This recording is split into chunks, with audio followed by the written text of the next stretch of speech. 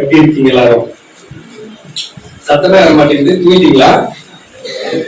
அவங்க பேசின தமிழ் புரியல, நல்லா தூங்கிட்டீங்களா?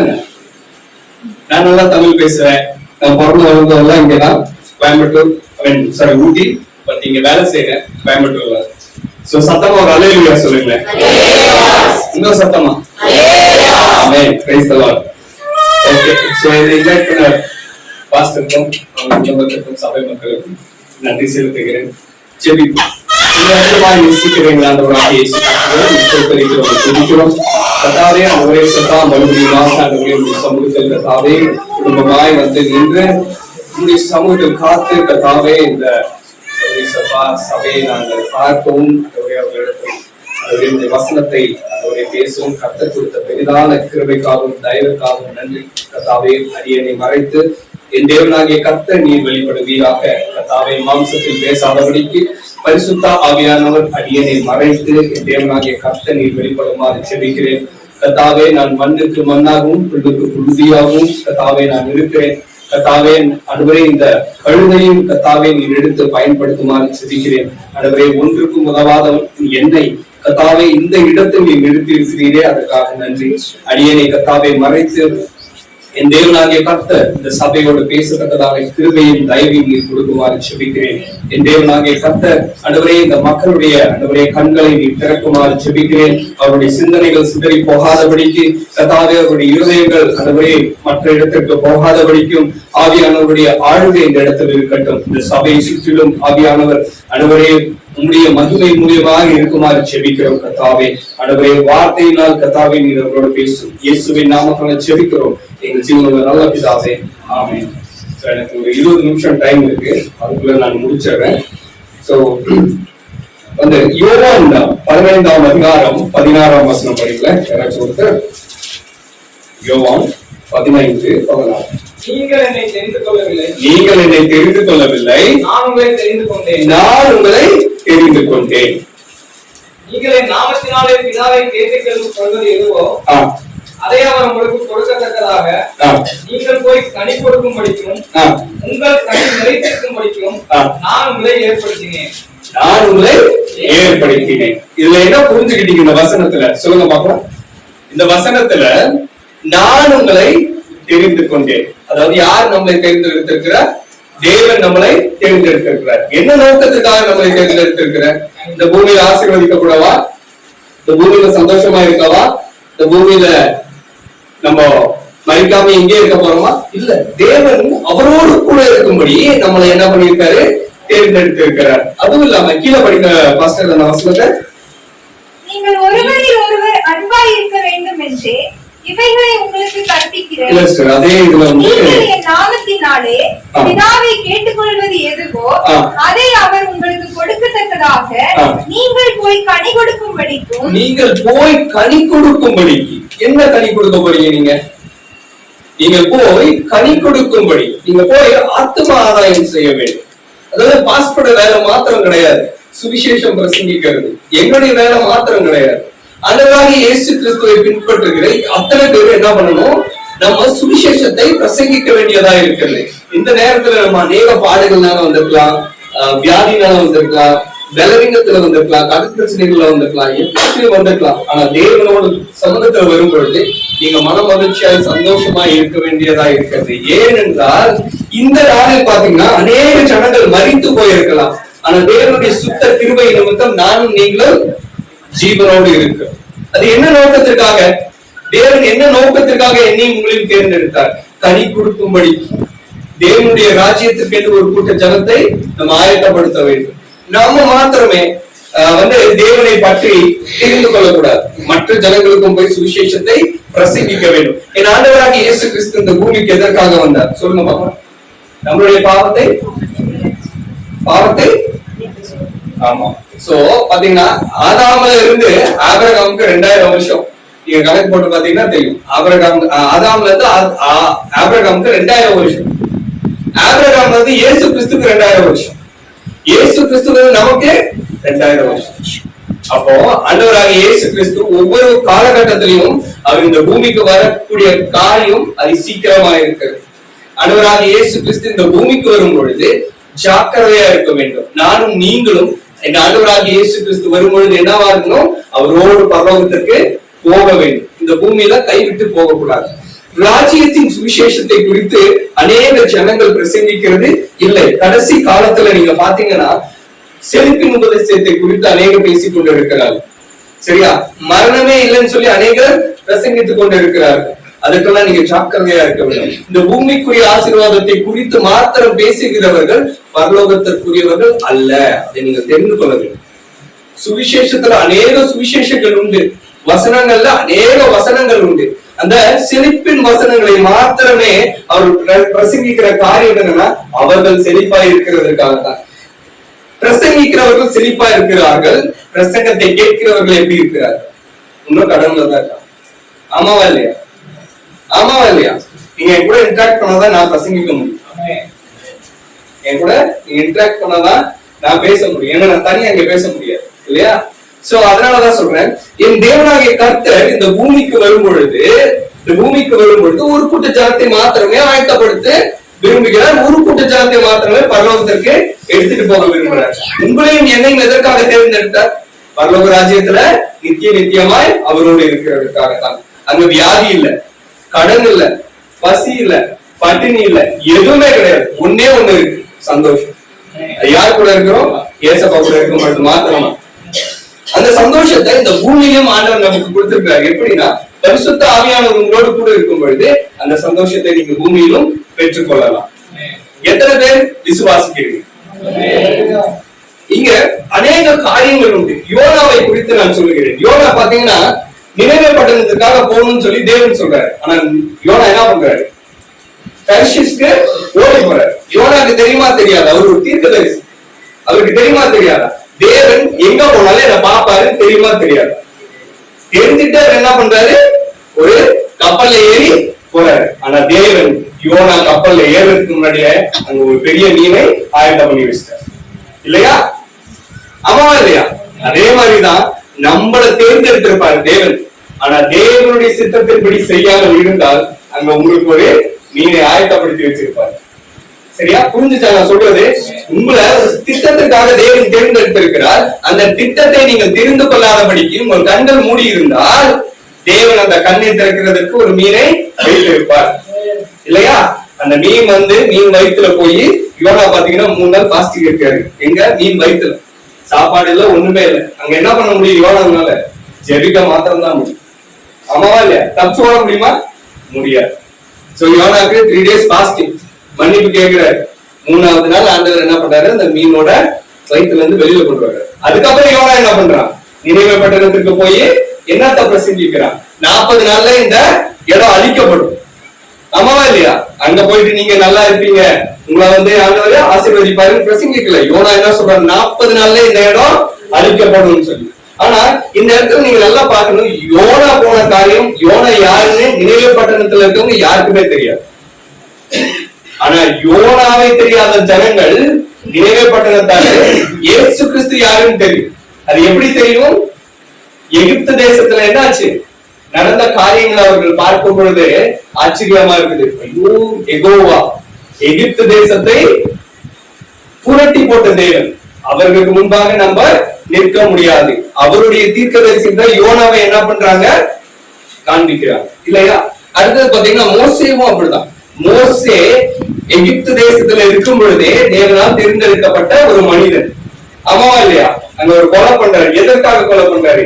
இங்க இஸ்ரவேல் ஜனங்களை துன்புறுத்தவர்களை பார்க்கும் பொழுது அவருக்கு என்னது? கோபம் வருது. அதனால உடனே கொண்டு போட்டு அங்கிருந்து தப்பிச்சு ஓடிடுறாரு. ஆனா 40 வருஷத்துக்கு முன்னாடியே தேவன் மோசையை தேர்ந்தெடுத்தார். ஆமாவா இல்லையா? 40 வருஷத்துக்கு முன்னாடியே தேர்ந்தெடுத்த தேவன் 40 வருடங்கள் கழித்து வனாந்தரத்திலிருந்து தேவனை மறுபடியும் எகிப்து தேசத்திற்கு கொண்டு வர என்ன காரணத்துக்காக? செழிப்பா இருக்கவா? இல்ல. அந்த திருப்பி ராஜ்யத்தில் அவர் போய் உள்ள உட்கார்றதுக்கா? இல்ல. அவர் எங்க இருந்தாரு? பேரோவோட வீட்டுல இருக்காரு. ராஜ உபஸ்தானம், நல்ல சாப்பாடு, நல்லா படிச்சிருக்காரு, நல்ல புத்திசாலி, எல்லாமே தெரியும். எகிப்து தேசத்துடைய அனைத்து காரியங்களும் யாருக்கு தெரியும்? மோசைக்கு தெரியும். திருப்பி அந்த எகிப்து தேசத்தை ஆளவான தேவன் மோசையை அனுப்பி வைக்கிறார்? இல்ல. அங்க இருக்கிற இஸ்ரவேல் ஜனங்களை மீட்க என் ஆண்டவராகிய இயேசு கிறிஸ்து மோசேவை அனுப்பி வைக்கிறார். அது தேவனுடைய சித்தம். இன்றைக்கும் உங்களை குறித்தும் என்னை குறித்தும் ஒரு சித்தம் வைத்திருக்கிறார். உங்களை எதற்காக தேர்ந்தெடுத்தார்? உங்களை எதற்காக தேவன் தேர்ந்தெடுத்தார்? அந்த நோக்கத்தை நீங்கள் தெரிந்து கொள்ள வேண்டும். உங்களை கொண்டு அநேக ஜனங்களை ஆத்மா ஆதாயம் செய்யத்தான் உங்களையும் என்னையும் தேர்ந்தெடுத்திருக்கிறார் தேவன். நான் எப்பொழுதுமே இந்த செல்பின் உபதேசத்தை நான் பிரசங்கிக்க மாட்டேன். நம்மளுடைய சித்தம் நீங்க பைபிள் படி பார்த்தீங்கன்னா ரொம்ப கடினமான உபதேசமா தான் இருக்கும். கிறிஸ்துவை பின்பற்றும் போது என்ன பண்ணணும்னா தன்னுடைய சிலுவை சுமந்து கொண்டு என் தேவனாகிய கர்த்தரை பின்பற்ற வேண்டும். ஆண்டவர் என்னைக்குமே நம்மள போய் கடன் வாங்க சொல்லல. ஆமாவா? கடன் நம்ம போய் தேவன் போய் நீ போய் கடன் வாங்குன்னு சொல்லுங்க. முதலாவது தேவனுடைய ராஜ்யத்தையும் அவருடைய நீதியும் தேடுங்கள், அப்பொழுது இவைகள் எல்லாம் உங்களுக்கு கூட கொடுக்கப்படும் தான் சொல்லியிருக்காரு. ஆனா நம்ம என்ன பண்றோம்னா ஒரே ஒரு விஷயம் தான் பண்ணுவோம். முதலாவது எல்லாத்தையும் தேடிடுவோம், கடைசியா தேவனை வச்சு ஆண்டவரே எனக்கு இது வேணும் நீங்க ஆசீர்வதிங்க, ஆண்டவரே எனக்கு வேணும் நீங்க ஆசீர்வதிங்கன்னா அவர் கொடுக்க மாட்டாரு. என்னப்பா நீ முதல்ல அதுக்கு ப்ரையாரிட்டி கொடுக்குற, அதுக்கப்புறம் என்கிட்ட வர கொடுக்கவே மாட்டார். நீங்க எத்தனை நாள் ஜெபித்தாலும் தேவன் அதற்கு பதில் தர மாட்டார். அதே நீங்கள் முதலாவது தேவனுடைய ராஜ்யத்தை தேடும் பொழுது அப்பொழுது இவைகள் எல்லாம் கூட கொடுக்கணும். அதுதான் தேவனுடைய சுவிசேஷம். என் ஆண்டவராகிய இயேசு கிறிஸ்து பிரசங்கிக்கும் பொழுது ஃபர்ஸ்ட் பிரசங்கம் என்ன தெரியுமா? மனம் திரும்புங்கள், பரலோக ராஜ்யம் சமீபமா இருக்கிறது தான் பிரசங்கிக்கிறார் இல்லையா? ஆசீர்வாதத்தை குறித்து என் தேவனாகிய கர்த்தர் பிரசங்கிக்கவில்லை. உங்களையும் என்னையும் என்ன நோக்கத்துக்காக தேர்ந்தெடுத்தார் என் தேவன்? உங்களை குறித்து ஒரு சித்தம் உண்டு, உங்களை குறித்து ஒரு சித்தம் உண்டு, என்னை குறித்து ஒரு சித்தம் உண்டு. என்னை 13 வயசுல ஆண்டவர் ஊழியத்துக்காக அழைச்சார், நான் வரவே இல்லை. சரியா? என்னுடைய மகனுக்கு ஒரு வியாதியை கொடுத்தாரு. பிறந்ததுக்கு அப்புறம் பிறந்த ஒரு 4 மாசத்துல என்னுடைய மகனுக்கு ஒரு வியாதியை கொடுத்தாரு. இந்திய தேசத்துல அந்த மாதிரி வியாதி யாருக்குமே கிடையாது. 2 பேருக்கு, ஒண்ணு என் குழந்தைக்கு, இன்னொருத்தருக்கு வேற ஒரு இடம். சரியா? நீங்க கூகுள்ல கூட போய் அடிச்சு பார்க்கலாம். என் மகனுக்கு அப்படிப்பட்ட ஒரு வியாதியை கொடுத்தாரு. சிஸ்டிக் ஃபைப்ரோசிஸ் ஒரு வியாதி. அந்த வியாதி பாத்தீங்கன்னா 2 லங்ஸும் கெட்டு போயிருக்கும். எப்பொழுதுமே வீசிங் இருக்கும், எப்பொழுதுமே சளி இருக்கும், காதுல சீன் வடிஞ்சுட்டே இருக்கும், மூக்குல சளி இருக்கும், லங்ஸ்ல ஃபுல்லா சளி இருக்கும். அவ வளர மாட்டா.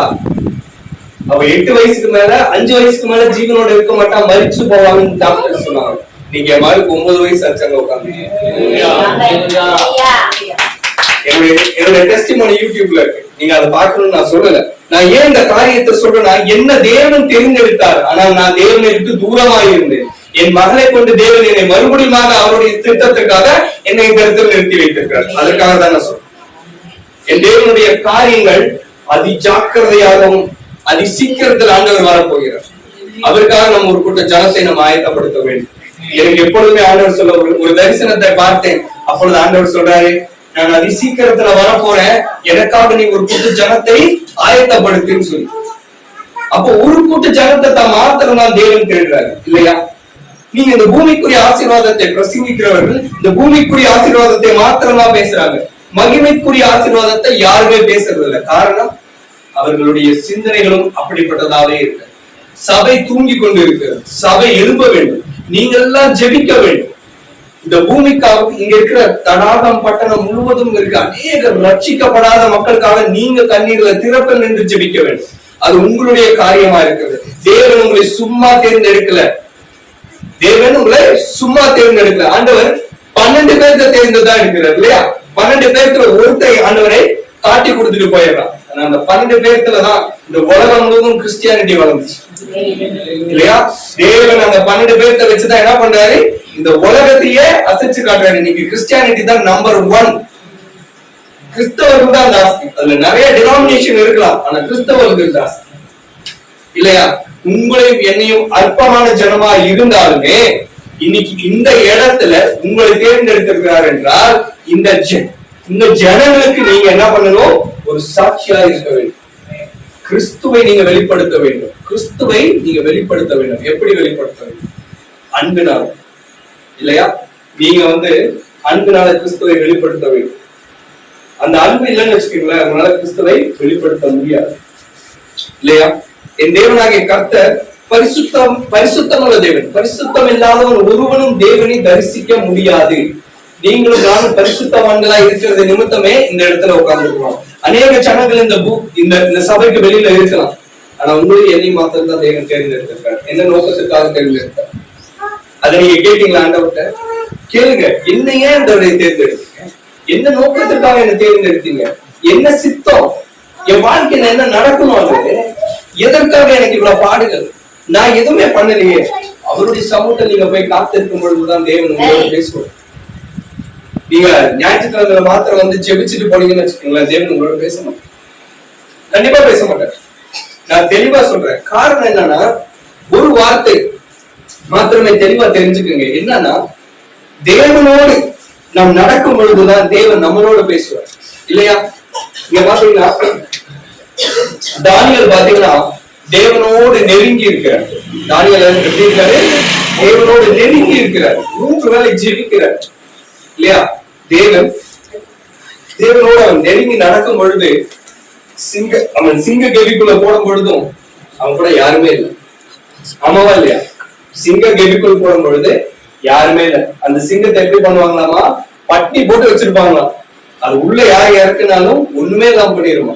அப்படிப்பட்ட சிங்க கெபிக்குள்ள தானியேலை போடும் பொழுது அடுத்த நாள் வந்து காலையில திறக்கும் பொழுது சிங்கத்தின் வாய்கள் கட்டப்பட்டிருக்கிறது. ஏன்னா தானியேலை தேவன் தேர்ந்தெடுத்தார். ஆமாவா இல்லையா? பாபிலோனுக்கு போகும் பொழுது தானியேல் எல்லா காரியத்திலும் தேவனை முன்வைக்கும் பொழுது தேவன் தானியேலோடு இருந்தார். அதே போலதான் நானும் நீங்களும் என்றைக்கு ஆண்டவராகிய இயேசு கிறிஸ்துவோடு நம்ம நடக்கிறோமோ, கர்த்தருக்காக நீங்க நிற்கும் பொழுது கர்த்தர் உங்களோடு நிற்பார். அதை நீங்க புரிஞ்சுக்கணும். கர்த்தரோடு நீங்க நெருங்கி போகும் பொழுது கர்த்தர் உங்களோட நெருங்கி வருவார். கர்த்தரை விட்டு நீங்க தூரமா இருந்தீங்கன்னா அவரும் தூரமா இருப்பார்.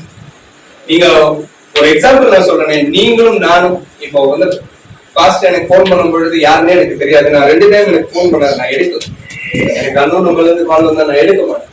ஆனா வேற ஒரு பாஸ்ட் எனக்கு கூப்பிட்டு பேசும் பொழுது இந்த மாதிரி அவர் கூப்பிட்டு இருக்காரு, அப்புறம் நான் பேசுறேன். எனக்கு பாஸ்ட்ல தெரியாது. அதே மாதிரிதான் ஆண்டவரோடு நீங்க நெருங்கி போகலன்னா, ஆண்டவரோடு நீங்க தினமும் பேசலன்னா என்ன ஆகும் தெரியுமா? ஆண்டவருக்கு உங்களை யாருன்னே தெரியாது. ஆண்டவருக்கு உங்களை யாருன்னே தெரியாது. அப்ப நீங்க என்ன பண்ணணும்? அனுதினமும் தேவனோடு நடக்கணும். ஆண்டவர் உங்களை எந்த நோக்கத்துக்காக தேர்ந்தெடுத்தார்? அடுத்த ஒரு வசனம் படிங்களேன். சங்கீதம் 4:3. சங்கீதம் 4:3. ஆனாலும் பக்தி உள்ளவனை கர்த்தர் தமக்காக தெரிந்து கொண்டார் என்று அறியுங்கள். நான் கர்த்தரை நோக்கி கூப்பிடுகையில் அவர் கேட்பார். நீங்கள் கோபம் கொண்டாலும் பாவம் செய்யாதீர்கள். உங்கள் படுக்கையிலே உங்கள் இருதயத்தில் பேசிக்கொண்டு அமர்ந்திருங்கள். உங்கள் படுக்கையில் என்ன பண்ணிட்டு பேசிட்டு இருக்கீங்க? உங்களுக்குள்ளேயே நீங்க பேசக்கூடாது. தேவனோடு பேசணும். யார் கூட பேசணும்? தேவனோடு பேசணும். எப்பொழுதுமே நான் பைபிள் படிச்சுட்டு நான் போய் எப்படி படுத்தேன்னா, எனக்கு தூக்கம் வர வரைக்கும் அந்த வசனத்தை தியானிச்சுட்டே இருப்பேன், பேசிட்டே இருப்பேன். இது எப்படி இருக்கும், இது எப்படி இருக்கும், அப்படி இருக்கும். சோ தேவனோடு நீங்க பேசும்பொழுது அநேக காரியங்கள் தேவன் உங்களுக்கு வெளிப்படுத்தும். உங்களையும் என்னையும் என்ன நோக்கத்துக்காக தேர்ந்தெடுக்கிறார். இன்னொரு வசனம் கூட படிங்களேன். அது வந்து மார்க் 10:21. மார்க் 10:21. இயேசு அவனை பார்த்து, அவனிடத்தில் அன்பு கூர்ந்து, உன்னிடத்தில் ஒரு குறைவு உண்டு, நீ போய் உனக்கு உண்டானவைகளை எல்லாம் விற்று தரித்திரருக்கு கொடு, அப்பொழுது பரலோகத்திலே உனக்கு பொக்கிஷம் உண்டாயிருக்கும், பின்பு சிலுவையை எடுத்துக்கொண்டு என்னை பின்பற்றி வா என்றார். என்ன சொன்னாரு? இந்த பூமியில இருக்கிறது எல்லாத்தையும் என்ன பண்ணு? வித்துட்டு ஏழைக்கு கொடுத்துட்டு என்னை பின்பற்றி வாங்க. இதுதான் எங்களுடைய ஆண்டவராகிய இயேசு கிறிஸ்துவோடைய பிரசங்கம். இதுதான் அவருடைய பலி, இதுதான் அவருடைய சத்தியம், இதுதான் அவருடைய ஜீவனா இருக்கிறது. இப்ப இருக்கிற பிரசங்கிகள் என்ன பிரசங்கிக்கிறாங்கன்னு உங்களுக்கே தெரியும். நான் சொல்ல வேண்டிய அவசியம் இல்லை. நான் யாரையும் குற்றம்னு சொல்லல. இது என்னோட வழி. என் ஆண்டவராகிய இயேசு கிறிஸ்து என்ன சொல்றதுன்றது தான் நான் சொல்றேன், நான் பிரசங்கிக்கிறேன். அதுல நான் தெளிவா இருக்கேன். ஆண்டவர் என்ன சொல்றாருன்னா, இந்த பூமிக்குரியதை நாடாதபடிக்கு இந்த பூமியில இருக்கிறது எல்லாத்தையும் வித்துரு. அது ஒரு குறையா இருக்கு. அவன் சொல்றான், அதுக்கு முன்னாடி இருக்கிற வசனங்கள் படிச்சீங்கன்னா தெரியும். அதுல என்ன சொல்றேன்னா, நான் எல்லாத்தையும் கைப்பற்றி இருக்காங்க. எல்லாமே நான் வந்து விபச்சாரம் செய்யல, வேசித்தனம் செய்யல, எல்லாத்துலயும் கீழ்படிஞ்சு மோசையின் நியமனப்படி நான் எல்லாத்தையும் செஞ்சுட்டு இருக்கேன். ஆனா தேவன் சொல்றாரு, இருந்தாலும் உன்கிட்ட ஒரு குறை இருக்குப்பா.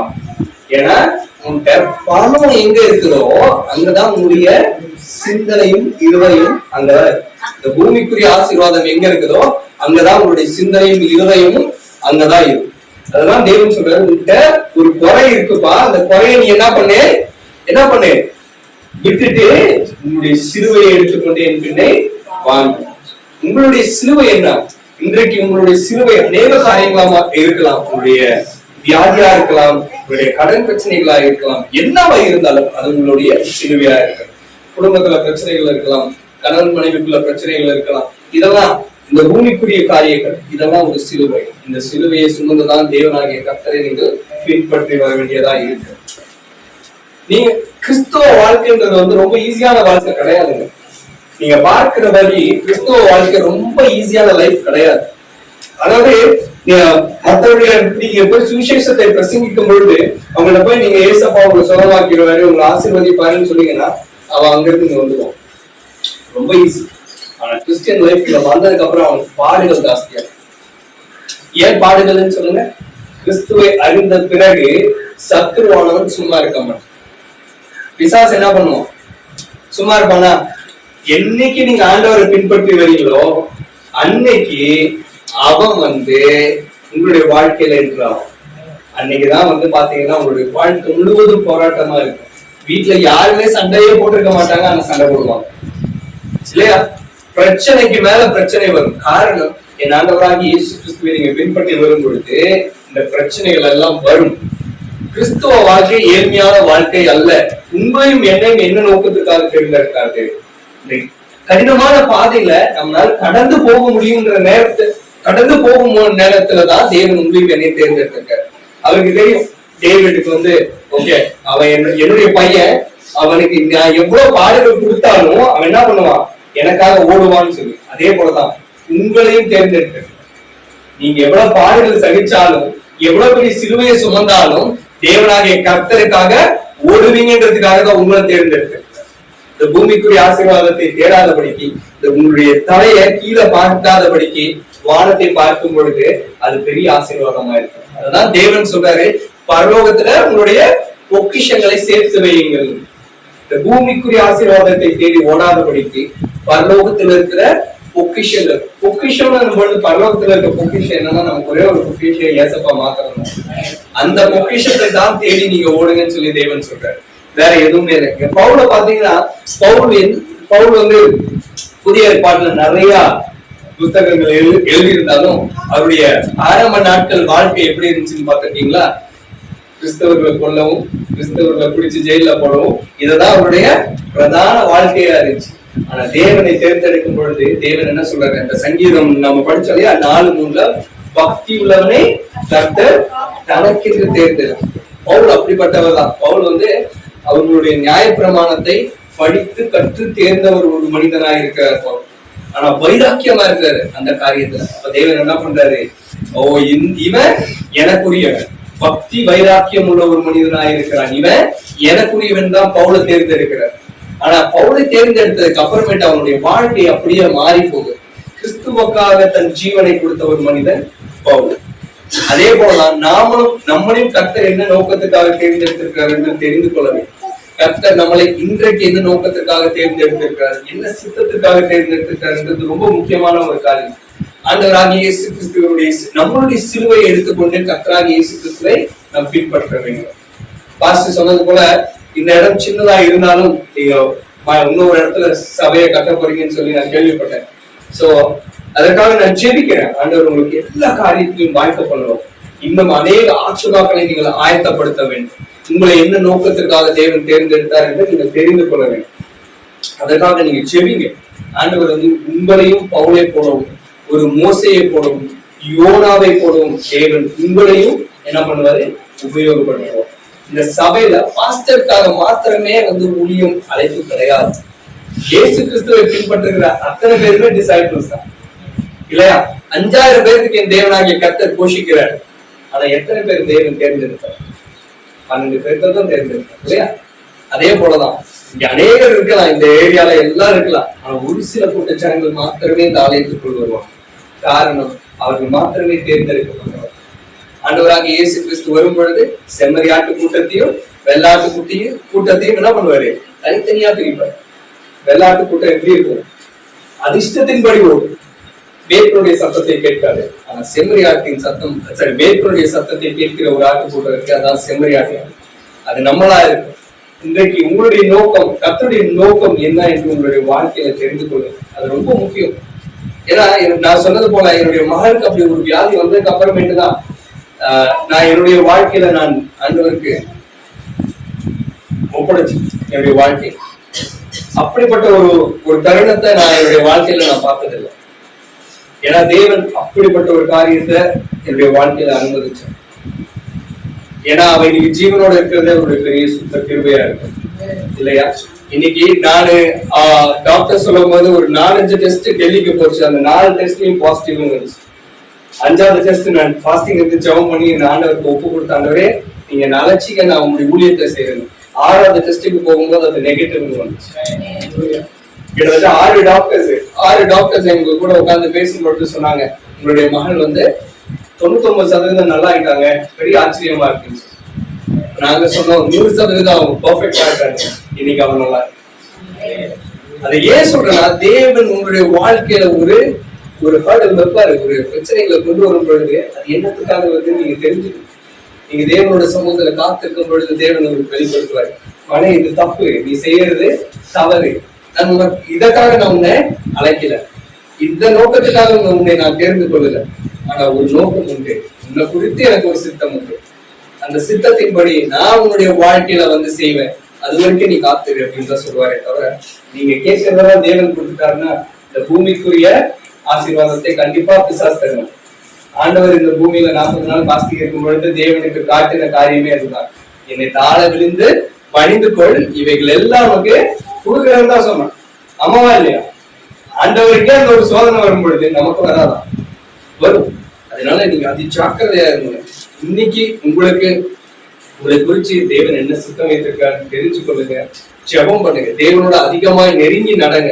ஏன்னா ஆண்டவராக இயேசு கிறிஸ்து அதி சீக்கிரத்துல இந்த பூமிக்கு வர போறாரு. அவர் வரும் பொழுது நம்ம கைவிட்டு போகிறோம். ஒரு கூட்ட ஜனத்துக்காக மாத்திரம்தான் அவர் வர போறாரு. நான் எல்லா இடத்துலயும் சொல்றது ஒரே ஒரு காரியம் தான், இந்த தடவை வரும் பொழுது அவர் என்னவா வராரு?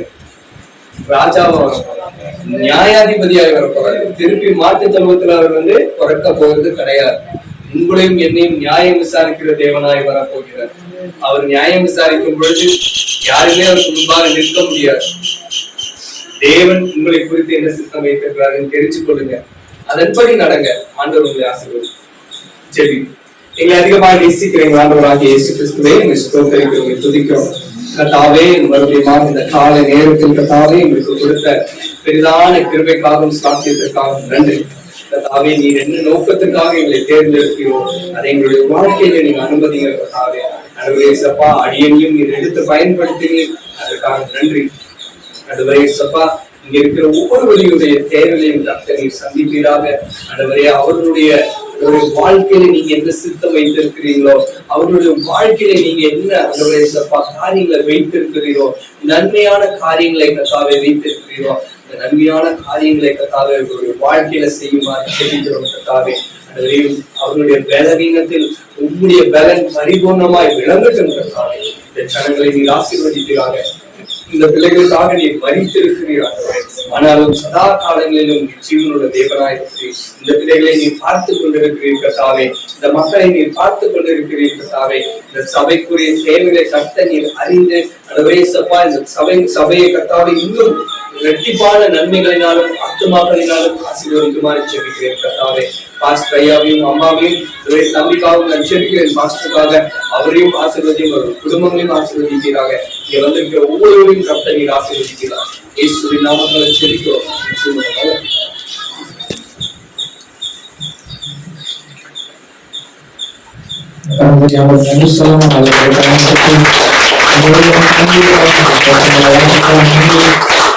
வாசத்துக்கு தட்டி விட்டா அதை தேவைப்பட்ட ஒரு விஷயம் என்ன பாடல்கள் இடங்கள் வந்தாலும் அப்பா உங்களுக்கு கூடாது ஆண்டவரே அந்த கலாச்சாரத்தில் ஒரு கூட்ட ஜனத்தை ஆயத்தப்பட எங்களுக்கு திருடக்காரப்பா கேட்கலாம் ஆண்டவரே ஒரு கணிப்பொழுது வாழ்க்கை நாங்கள் வாழணும் இஷ்டப்பா ஆண்டவரே ஒன்றாம் நாங்கள் கணிப்படணும் கலாச்சாரத்தில் ஒரு கூட்ட ஜனங்களை நாங்கள் ஆயத்தப்பட்டு அதை வச்சுங்கப்பா நீ வரும்போது ஆண்டவருடைய ஒரு கூட்ட ஜனங்களை ஆயத்தப்படுத்தி ஆண்டவரைய என்னோட எதிர்ப்பு விஷயத்தை நன்றி நல்ல வார்த்தைக்காக நன்றியப்பா அதுவே அவங்க குடும்பத்தினால் செவிகளா ஆசிரியங்க ஆசிரியங்க மகளை ஆசிரியங்க கற்றுக்க சுகத்திற்காக நன்றி இன்னும் கற்றுக்கவங்களை அதுவே ஸ்தோத்திரம் போறதெல்லாம் கற்று எடுத்து பயன்படுத்துங்க வார்த்தைகளை சொல்லுங்க கற்று எடுத்து பயன்படுத்துறதுக்காக நன்றி ஆண்டவரே எங்களை தாய்க்கு பண்ணிக்கிறேன் வயசு நல்ல பிதாவே ஆத்மாவே கத்தரை சோதரி நாமத்தில் சோதரி என் ஆத்மாவே கத்தரை சோதரி அவர்